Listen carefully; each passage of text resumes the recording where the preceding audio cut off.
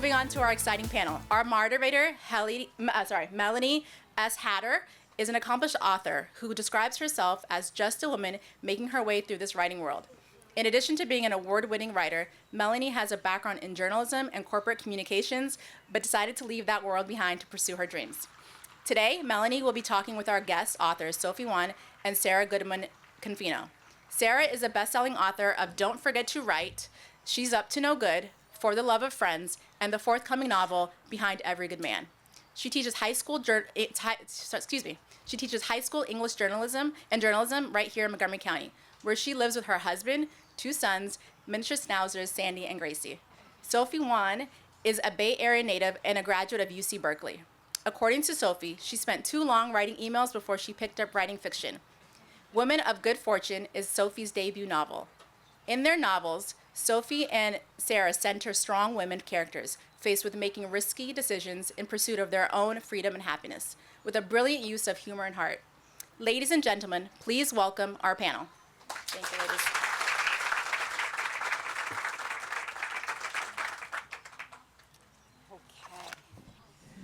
Hello, everyone. I am so excited to be here. This is actually my second year moderating a panel at the Gaithersburg Book Festival. And what an honor to read these 2 books. I was absolutely riveted. I do want to say congratulations to both of you, to you, Sophie, because this is your debut novel. But also to Sarah, because this is your 3rd, and you have a 4th coming out this fall. I'm so impressed. Yes. So if we could start to just talk a little bit about where the idea for this particular book, your debut, your 3rd, where did the idea come from? I'll go ahead and start. This book was actually born on the beach in Avalon, New Jersey, where it takes place. We got a call from my uncle who has a house there the day before my second novel, She's Up to No Good, came out. And he was like, the house is going to be open. Do you want to use it? And we were like, yes. Called the dog sitter who had company. And she was like, oh, I can't. I was like, bring your company. We don't care. It's fine. We want to go to the beach. So we're on the beach and my editor sends an email. She had just rejected what I was working on. I was 40,000 words into a project. I was not real happy about that. And she said, what's next? And she told me that they wanted a character with Evelyn vibes. That's the main character in my second book. My editor is 32 and talks like that. But she didn't want a copycat character. And I was like, I have no idea what that means, but I'll work on it. And a bookstagrammer, so somebody on Instagram who writes about books, had called me the marvelous Mrs. Confino that morning. And I said I loved that. I was going to put that on my classroom door. I did. That's on there with a leopard print background. Still there. None of the kids get it. The adults all do. But I had that Mrs. Maisel vibe in my head. And my second book was set half now, half in the 1950s. And I liked that era. I liked that there were no cell phones. There was no social media. And that it was in some ways a simpler time, but in some ways a much more complicated time too. And I kind of liked that Maisel idea of like bright colors and everything looked all happy, even though under the surface there was a lot of inequity. And the fact that some of that is still going on today. So we're on the beach. It's a windy day. My husband is trying to get the umbrella up, and anybody who's read this knows that scene made it into the book. And I turned to him, and I was like, I think I just came up with the idea for the new book. That first chapter basically popped into my head complete. And he looks at me, and he's like, now? And I was like, yes, you're on kid duty. He's over there with my 2 sons right now. He had to dig a giant hole on the beach while I wrote up the pitch. I sent it to my agent, who sent it to my editor, who wanted more.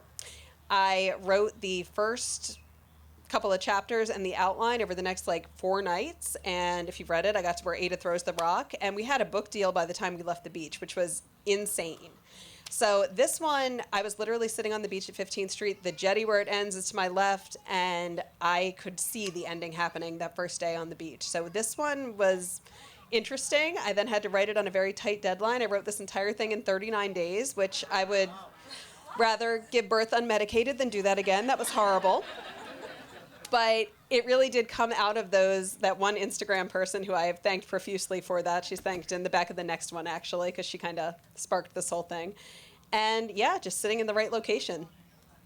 It hit me. Wow. Wait, though, 39 days? Yeah.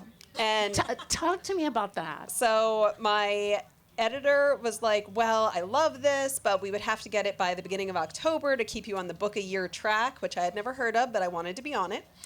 And I was like, oh, I can do that. Spoiler, I did not know I could do that, especially at the start of the school year. So there is actually a very funny picture that someone snapped of me at a pep rally where I'm sitting there like typing this thing, literally, instead of doing my day job.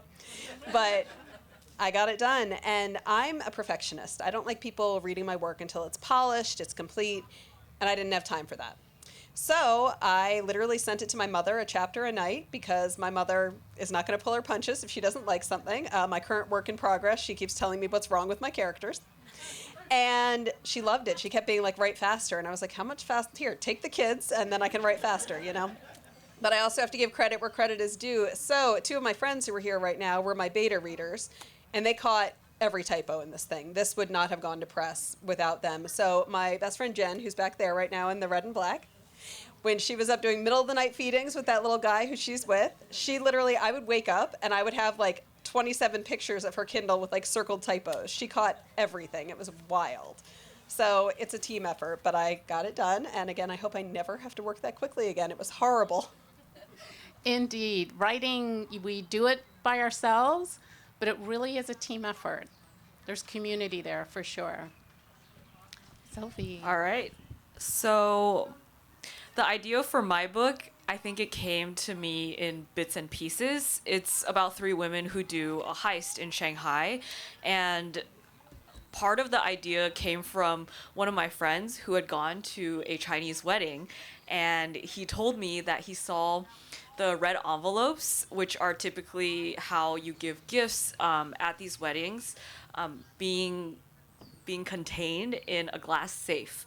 So I thought that was really interesting. That got me thinking about why would you need a glass safe at a wedding? And I think there were also, I mean, weddings are so much fun. You can really go overboard with them. And I wrote this during COVID, so I needed something fun and escapist. So yeah, my friend was like, you know, you should do like a Wedding Crashers heist with like some dude who steals these envelopes. And I was like, no, I don't think I could write a heist. And then that idea just really lodged in my brain. And I also wanted to write about this whole concept of the leftover woman or the shengnu in China, because I just found it very fascinating that this term had such a negative connotation when it was describing women who were very successful and independent. And that's when I was like, okay, maybe I should do a heist, but it's definitely not going to be about men. It's going to be about women trying to take some kind of power and control back for themselves.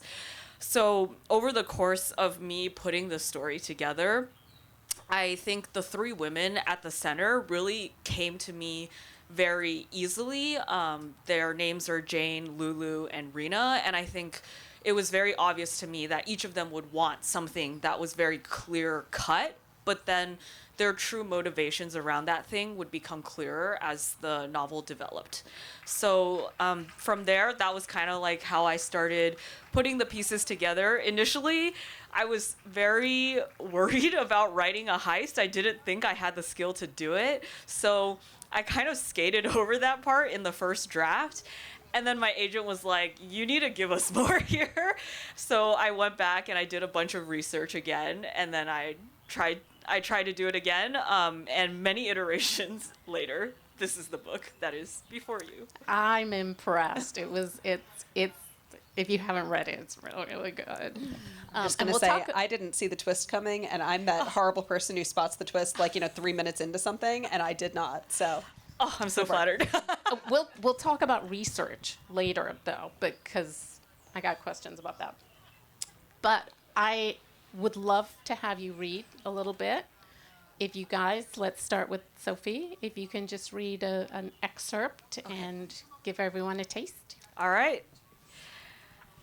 Okay, I will just read the first few pages so that it's not wildly out of context. But this is from part 1 of the book, which is recruitment. Chapter 1, 10 months to the wedding, Lulu. Sometimes Lulu considers whether life would be better if she'd been born as a cockroach. Survival would be her only aim in life. She could adapt to anything, even being headless for a week. And her brain would be tiny. So tiny that she wouldn't feel the unease of choosing a wedding dress under her future mother-in-law's watchful gaze. She assumed they'd casually browse racks, not sit so close together on a blush pink velvet couch, ensconced on a private floor as a team of 3 caters to them with sample booklets and designs and keeps their champagne glasses full. Only 2 months ago, she'd been blissfully balancing a life of work, friends, and the occasional date to appease her mom with no intention of getting married. And now she is engaged, pulled from one appointment to another, still barely able to process how she got here. A well-dressed older woman with a gold measuring tape around her neck addresses Peng Ai. Peng Jie, you said you wanted 4 dresses? She flips through the booklet of beautiful dresses. Yes, there's the tea ceremony, the Western ceremony, the dance, and the banquet. Let's design a 5th, just in case. Just in case of what, Lulu wonders. Will there be a secret ceremony where her mother-in-law takes her blood and sends a prayer up to the gods for sons? Peng Ai notices her mind wandering. Lulu, why aren't you giving your opinion? Be more assertive, ah. Lulu looks down at the booklets of smiling brides strewn on the table. Among the photos of frothy dresses with ballooning skirts, she spots one that looks relatively simple to put on with a scoop neck and fabric that falls right below the ankle. I like this one. Peng Ai tisks. That looks cheap. Lulu, you must discard your own old mindset. There is no budget, so think bigger. How about this one? She points at a dress with a train so long that the dimensions of the photo aren't enough to contain it. Harv told me to get you the dress of your dreams. We can't let him down, ah? The tailor giggles. Wah, your fiancé must love you very much. Lulu's not sure love describes what they have. Her first date with Harv had been like all the rest, pleasant but unexciting. She usually went out with men once, then never saw them again, returning to her perfectly content single life. When her mom demanded recaps, Lulu would come up with excuses for why someone wasn't a good fit. She lied and said Harv had made them split the bill, assuming that was the end.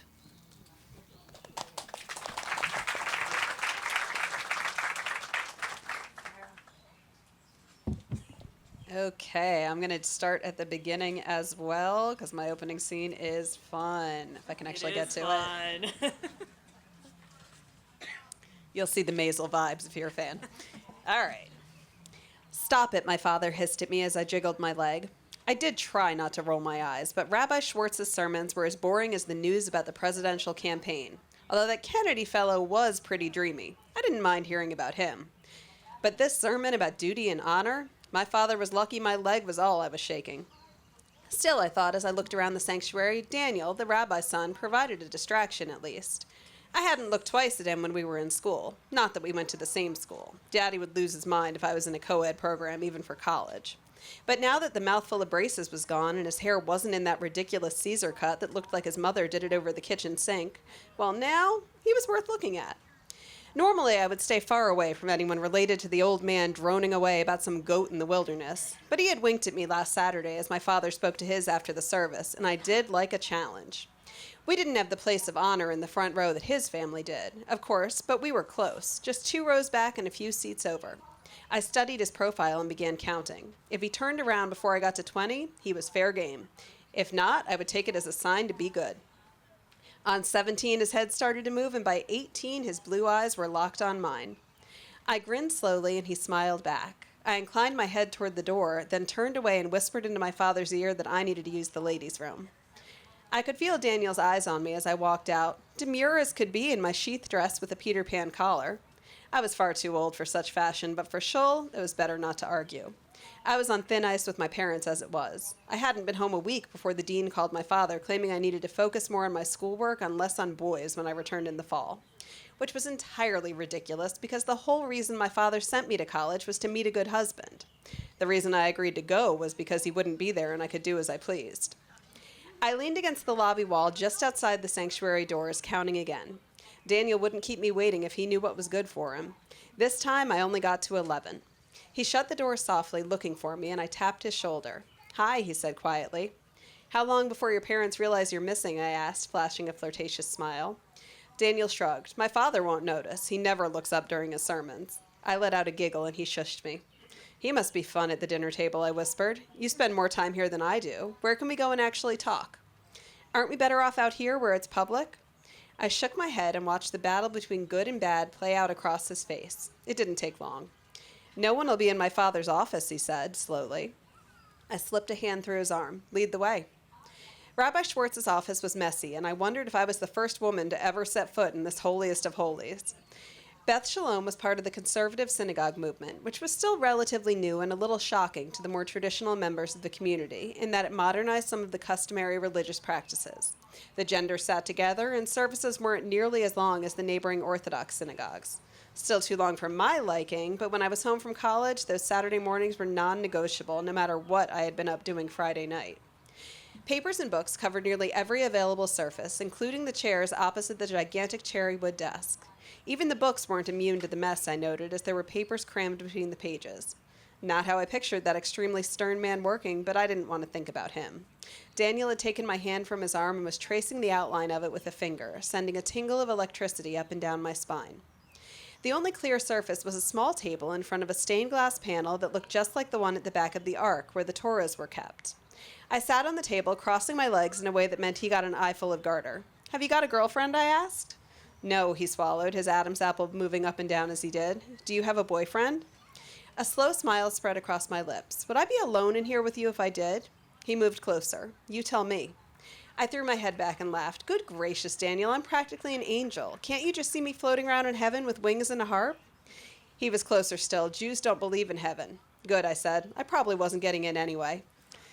"Doesn't seem like much fun," he agreed. I tilted my head up to catch his lips, and he kissed me gently. "Is this okay?"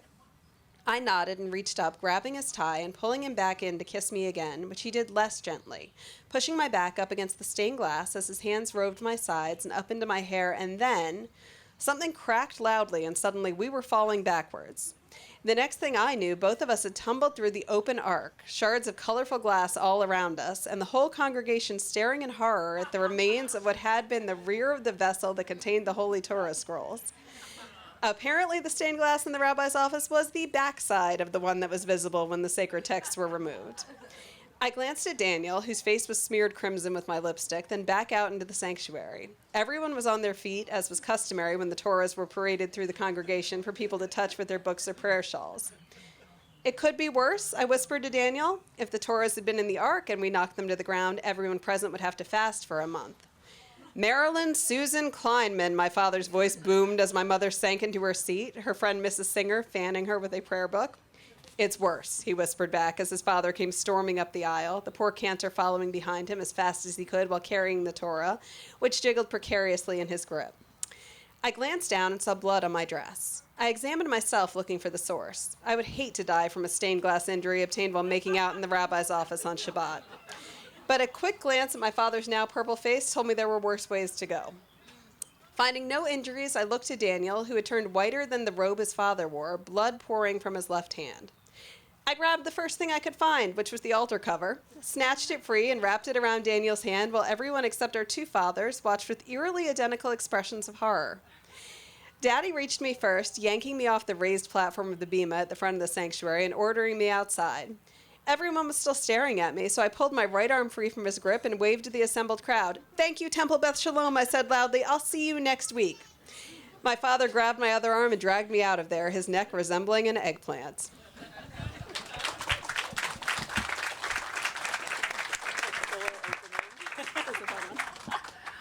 That is hilarious. What I really love about the characters in both of these books is that they're quirky, they're independent, they're a lot of fun. And there's a line that Jane in Women of Good Fortune says. She says, "Doesn't a woman deserve the right to chase her own happiness?" And when I read that, I thought, wow, that speaks to both of these books. So I want to get your thoughts a little bit on just how your books kind of speak to societal expectations of women back in the 60s, but also today? So I will say that has been one of my favorite part of writing kind of modern historical fiction. Nobody who lived through the 60s get offended at calling it historical. I read somewhere that the line on that is actually the advent of cell phones, because that changed every story once those happened. So let's not get offended with that one. I get it. A friend of mine is writing one that she called historical, set around 9/11, and I was like, get out. But expectations have changed tremendously. And a lot of the issues, however, we're still facing. So, for example, I have some younger readers who have left me reviews. I'm very type A. I read all my reviews. I know I shouldn't. But they're like, why does Marilyn keep saying she has to get married and she doesn't have any other options? She has plenty of options. In 1960, she did not. It wasn't until 1974 that a woman could even get a credit card without a man signing off on it. Same with a place to live. She does not have the same kind of options that we have today. And so when her parents tell her she's got to marry this guy who she just made out with, which is what comes next, she's like, absolutely not. But what's she going to do then if she doesn't have somebody who's basically willing to sponsor her? And that idea of freedom, that idea of being able to control ourselves and our actions, I mean, these are still issues that are on the table for some women. There was that lovely commencement speech the other day. We know what I'm talking about. Yeah, he would fit right in with Marilyn's dad there. So, this is still something that's going on. And I've just really been enjoying getting to explore that without making it political. If you're writing it about now and doing it in American society and what we can and can't do, it gets very polarizing very quickly. But setting it in a different time period or in a different country really lets you explore the issues that we are still dealing with without it feeling preachy, I think. Yeah, I think even through the process of writing my book, I was surprised by a lot of the things about Chinese culture where you would think, oh, we've moved past this, but even though there's a lot of dialogue about independence and doing what you want to do, people talk. And in societies where everyone knows each other, or when you're in like a certain level of the hierarchy where you're like, people are going to know my business, I think that image, that outer image, is something that people really want to protect. And especially within Chinese cultures where it's very much like your family is your children, your offspring, like who they marry, that's all a reflection on your family.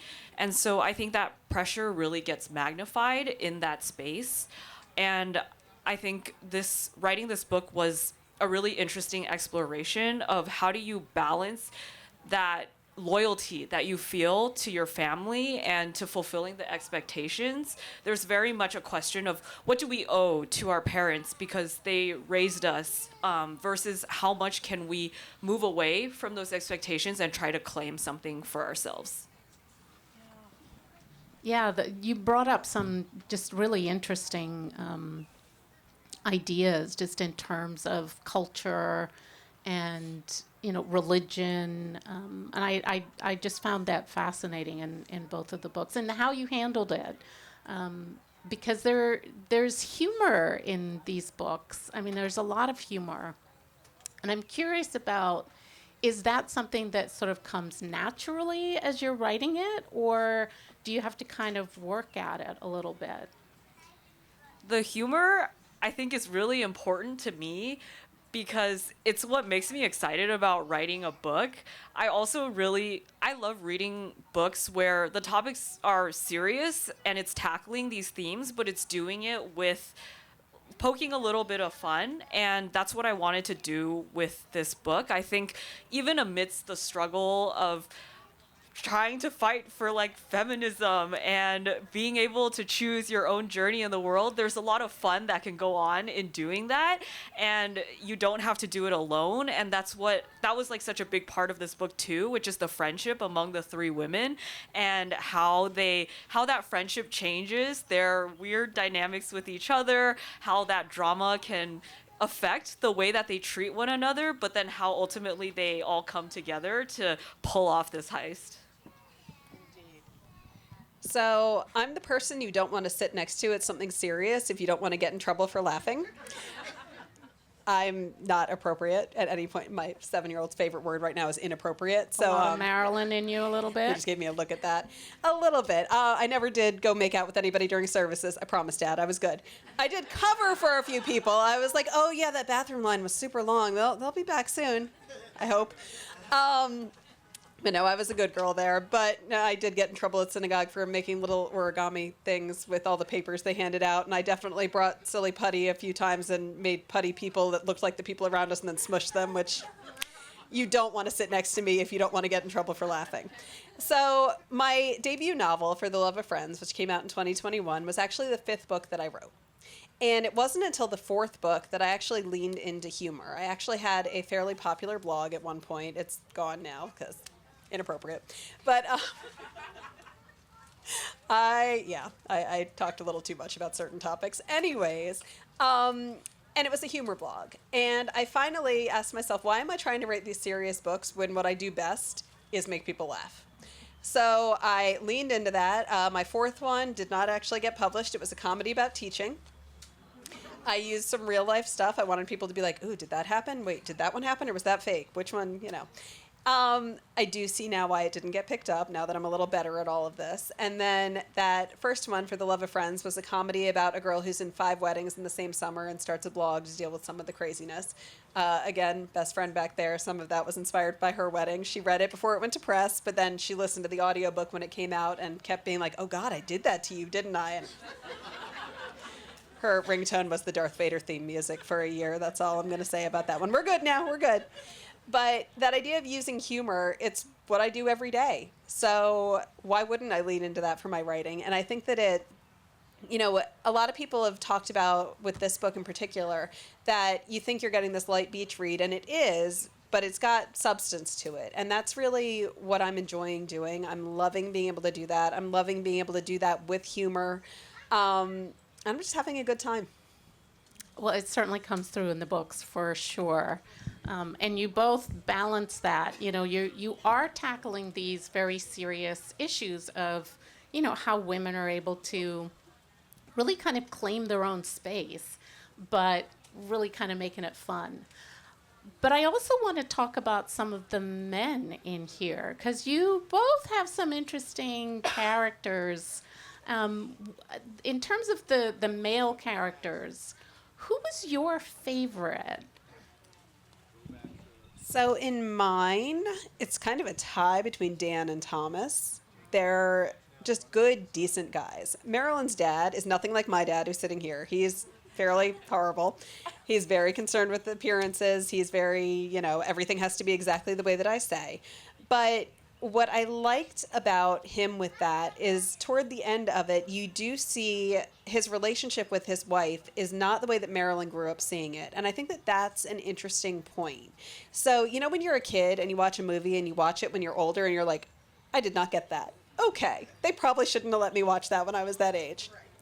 But this is one of those things too. Marilyn looks at her parents and thinks that her father's this tyrant and that their marriage isn't happy. And it isn't until she really is able to look at something through her mother's eyes a little bit more that she realizes she wasn't entirely correct about that. She is never going to see eye to eye with her dad, but he's not necessarily the, disciplinarian that she thought that he was her entire life. And her mother's not unhappy with him, and that's kind of revelatory to her.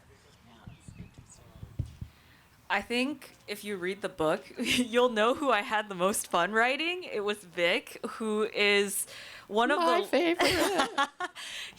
he is one of the love interests, and what I've heard from people who've read the book is that the men in the book are the foils to the women, which I love that. I took that as the biggest compliment, because in this book, the men, there are some awful men in this book, but the ones who are good people, they're the ones who are helping the women along their journeys and helping them discover more about themselves. and that was really the role that they were supposed to play. Like, there is love because I love a good love story, but it's definitely not the central part of the story. But yeah, it was so much fun thinking about their personalities. I mean, Vic is a rich guy who drives a fast car and always seems to know what to say, and that's just so enjoyable to write. And I think it was that dynamic between him and Rena, who's a lot more buttoned up, like, stay away from me. That was it was a lot of fun to toy with that. What was really sad was after I finished the book, it was way too long, and I was like, I think I need to cut some of these scenes. So you did end up having to cut some. I did. And I've had people ask, is there going to be a sequel about them? And I was like, maybe a short story. I totally would have read all those scenes. Definitely, for sure. So talk a little bit about the research that went into these books. I know there's always a lot when you're, going decades back. How did you approach it? How did you, it felt like I was right there in that time. So my primary research was actually my aunt and uncle. My uncle is 91. He graduated from the University of Pennsylvania Dental School, in 1958. And this man remembers literally everything. Not what he had for breakfast, but everything from back then. And it was just wild. And what he didn't know, he knew who to ask. And that was fantastic. But I remember texting him at 10 o'clock at night one night and saying, how did you get from Philadelphia to Atlantic City before they built the Atlantic City Expressway? And I'm thinking I'll get an answer in the morning. He screenshots a map, traces out the Black Horse Pike, tells me how long it would have taken a normal person driving it in 1960 or my father who speeds. It was crazy. I mean, he knew everything. And my aunt knew all of the girly stuff. So I remember calling her one time and being like, all right, I've seen Gone with the Wind. I understand corsets. Explain girdles to me. And I asked her about, how did you do your hair if you didn't have a hairdryer? And she explained you would, wet it and you would let it mostly air dry. You would set it and then you would go to sleep and you would pray.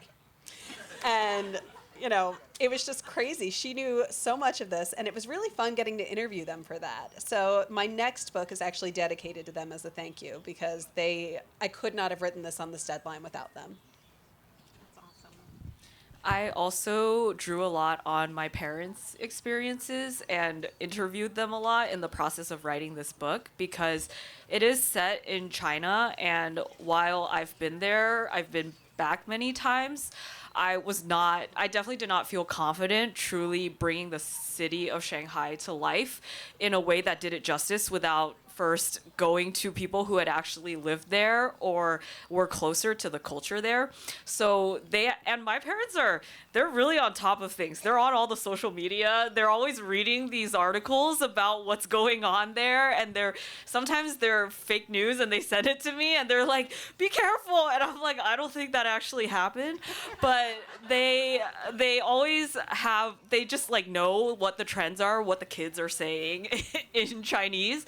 And so that helped me a lot with bringing out some of the elements in the book. For example, the 995 culture, the whole concept of the Phoenix man, who is basically a man who grew up in kind of a rural town, to a not very well-off family, but then ends up going to a really good school and then making a lot of money by getting a good job and moving to the city. So that is a Phoenix man.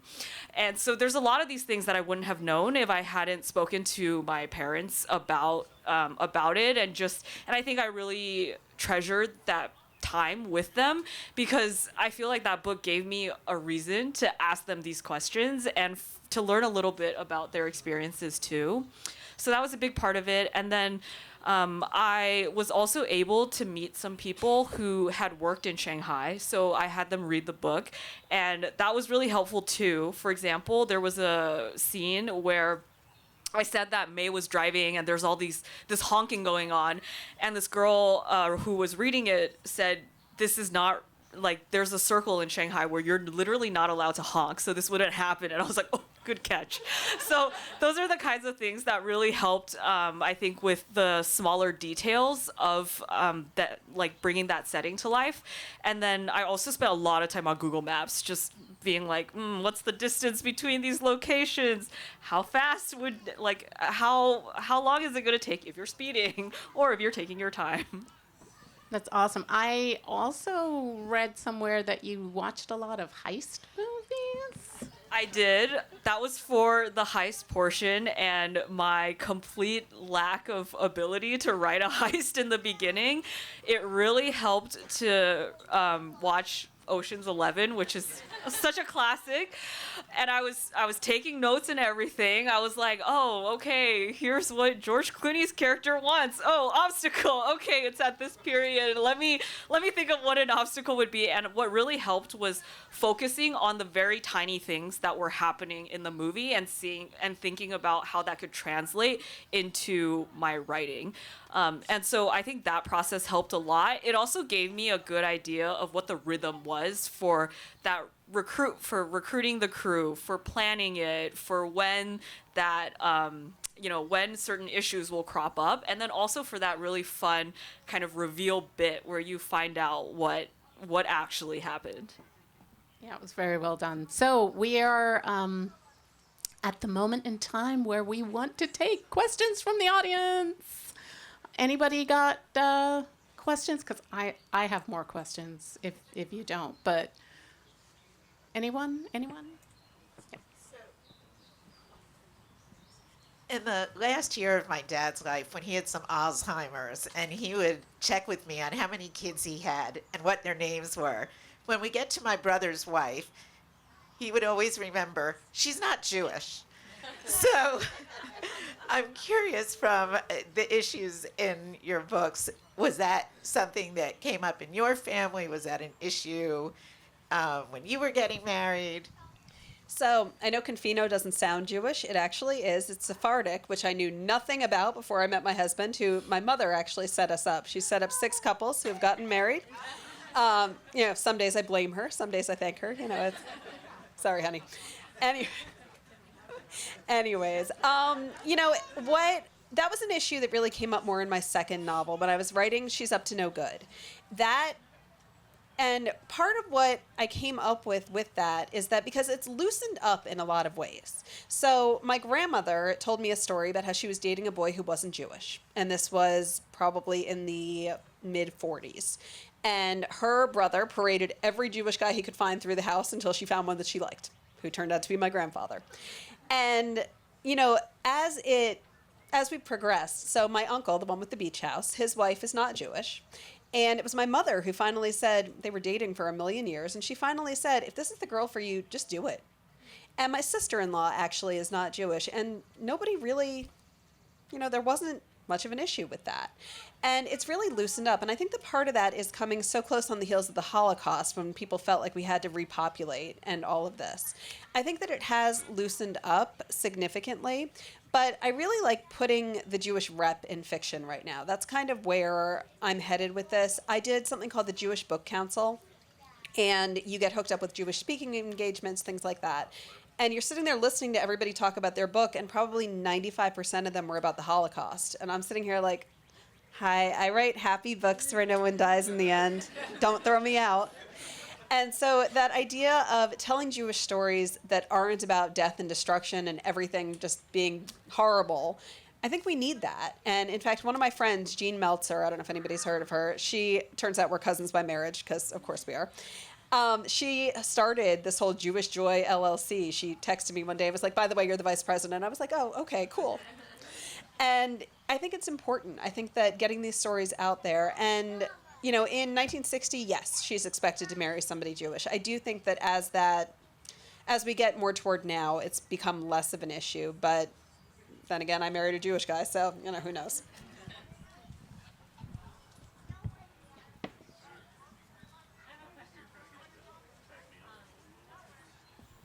I read your book and I loved it. Thank you. And also, you have 3 different points of view, and so I'm wondering, did you write it linearly through chronologically, or did you stick with one voice and write their story and then go back and write the next story and then kind of piece it together, or how was the writing process with 3 different points of view?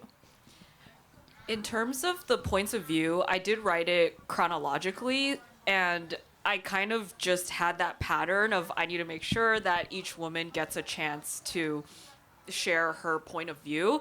But in the revision process, that was when I really tried to focus on bringing their individual voices out. And what really helped with that was I use Scrivener, which helps me with just organizing my different characters.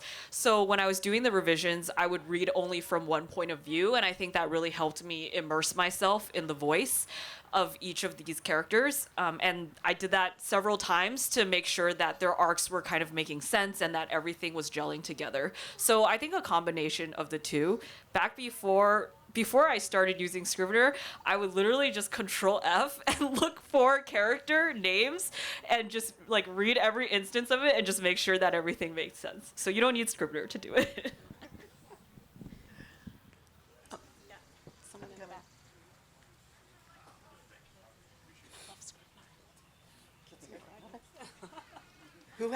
Which one do you want? This one first. I'm sorry. Hi, I was just curious about your, you can both answer, just how you start writing. Like, if for somebody that wants to write, how did you start writing? Well, for me, I've been writing as long as I can remember. Like, I remember sitting at that same aunt and uncle's house, hiding behind a sofa, scribbling in a notebook. But the biggest thing is you actually have to make a time where you sit down and do it. And Stephen King talks about this in his book On Writing, and this is the advice I give everybody. You know, if it's good enough for Stephen King, it's good enough for me. You need to treat it like a job. If you needed money, you'd get a part-time job, and you would show up no matter how tired you were, and you've got to treat writing the same way. So my main writing time right now is after I see these two little boys over here go to bed at sometimes 7:30, sometimes 9:30. And whenever they're done, I go and I sit and I work. And it is not ideal. It's not easy, but that is the time that I have in my day, and I make myself do it. And sometimes it's gibberish, and sometimes it's awesome. Yeah, I would echo that. And also just consistency. For me, I just thought about it in terms of numbers. If I write 2,000 words a day, then by the end of 2 months, I'm going to have a full book. Granted, I may have to axe half of it or more, but I will have something to work with. And I think sometimes that is the most intimidating part, just not knowing where you're going. So, and I also made the time to write every day. I think I usually would wake up before work and just sit down and start writing with my cup of tea, because also my brain was not working so fast that I was like, oh, I feel so bad about everything that I'm writing right now. I'm going to stop. So I think writing in the morning helped a lot for me. And then just being, I mean, you don't need to write every single day, but I think setting some kind of rhythm for yourself, whether it's once a week, a couple times a week, every weekend, it's so important, because then I believe that it turns into a habit and your mind is going to start thinking of stories and working because it's used to doing this. Absolutely. And I would also add that not to beat yourself up, you know, when you don't come and sit and take the time to write. You know, I've had moments where days and days go by, but if you come back to it, you can get yourself back into that rhythm again. There was another hand over here. Oh, my question was sort of related. I just wanted to hear more about the 39 days thing. Like, that really blew my mind. And I'm just curious about the schedule of that when you mentioned, like, one book a year. Like, how long after you turned it in did the book publish, and just why was it on that tight of a schedule? So I turned the book in, I want to say, toward the end of October, and it came out September 1st, but it was a first reads pick for Amazon, so technically August 1st. And it was my second one. It just worked out for that. But publishing, you kind of have to be, it's a lot of hurry up and wait. So you turn in your book and then nothing happens for months. And then you get your edits and then nothing happens for months. And then eventually you start getting stuff and it finally snowballs, and then all of a sudden you're crazed all the time. But, you know, I think that the takeaway from that was I probably wasn't getting another contract if my second book hadn't done well, and it did. So that was why they hustled me on that timeline there. But it was difficult. So I had, I think, 3 weeks before we went back to school, and my husband was an absolute rock star. He took the kids whenever they didn't have camp and just sort of vacated the house so that I could work. It is hard when they're in there because I've got like one earphone out listening for screams. boys. And him doing that really helped me be able to do that. But I was writing in every spare second that I had. I bought this stupidly expensive thing called a free write that's basically a little digital typewriter that's distraction free. It's got an e-ink screen like a Kindle. I was doing that in the pickup line for camp. That was what I was typing on at that pep rally. I was working through lunch at school. I was doing every free second that I could. It was a fairly tight story. I had the outline. I knew what I was doing with it, so I was able to do that. But again, it was absolutely horrible. I don't recommend trying to write a book in 39 days. Sophie, do you want to share a little bit about just sort of your path to publishing? Yeah, I mean, similarly, I do not have children. That is probably way more challenging. I was in school though when I was revising my book, and also when I was working on my second book. And similarly, I just grabbed any free time that I could. Whenever I was in between classes, I would just rush off to the lounge and then just stare at my laptop and work without distractions for like an hour or 30 minutes. And sometimes when you're on deadline, that's just how it's got to be. Any other questions? So how did those stories come to your mind? I guess you've sort of touched on that, but then sort of how do new stories come to your mind, and which ones do you pick to, oh, this is interesting, let me expand on that? So for me, I usually start with a character. A character comes into my head and will not get out until I put them down on paper. And figuring out what their story is kind of where I have to get to before I can start writing. So for my next one, I knew I wanted kind of a woman scorned. I wanted a husband who was cheating on a wife and she needed to figure out how to do this. And then I was like, all right, so where am I going with that? And it grew into Behind Every Good Man, which is out August 6th. It is now a 27-year-old Beverly Diamond. She is a wife and mother in 1962, and she catches her husband cheating with his secretary. Such a cliche. And he is a campaign manager for a sitting senator running a re-election campaign, and he threatens to make her downsize. He's like, well, you're going to have to sell that big house. I can't afford 2 houses, but she's bluffing, but she doesn't know that. No internet yet. And she decides she's going to get a job, and he's like, what are you going to do? And this is where I needed to come up with her story. Well, her father is a retired congressman, and she realizes what she knows is politics. So she goes to the opposition candidate and says, if you want to win this, I'm your new campaign manager. And it's a lot of fun. It's a very empowering story. But again, I started off with knowing I wanted a woman who catches her husband cheating and having no clue where I was going with that. And it turned into the absolute best thing I've done. I'm really excited about this one. So, what's it called? Behind Every Good Man. If you come to the signing, I've got bookmarks and stickers. It's out this fall, right? August 6th. I think for me, the ideas, I usually start with a premise. So this one was, there's a wedding heist, and then I think the characters kind of came in, and I sort of fill things in as I go. But a lot of times I read books and I watch movies or documentaries and I get ideas from those, and I think, how can I take all these things and try to cram them into a book? And so that's a lot of the times, that's if I'm in the mindset of trying to write something, I try to find ways to make pieces fit. That's awesome. Both books, so fun to read. You guys, if you haven't gotten one already, get over to Politics and Prose. And Sarah, Sophie, thank you so much for spending time with us today.